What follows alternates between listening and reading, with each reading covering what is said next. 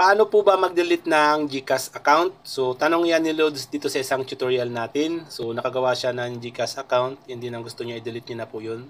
So, ganito lang po Lods ang gawin mo para po ma-delete mo yan. Napaka-basic naman po nito Lods. Sundan mo lang po ito ha. Open mo lang po ang iyong GCash account or GCash apps. Pagdating po dito sa iyong GCash, punta ka po dito sa iyong profile. Yan, i-click mo po yan. And then, mapupunta ka dito sa iyong profile. So, dito po, i-click mo yung arrow na yan sa gilid. And then, mapupunta ka dito sa account information ng iyong GCash.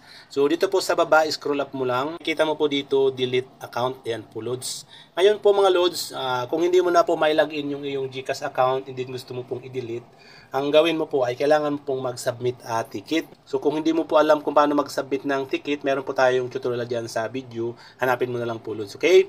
And then, pag nag-submit po kayo ng ticket, ang ilagay mo pong concern or issue doon kay Chat with GG po, I want to delete my GCash account.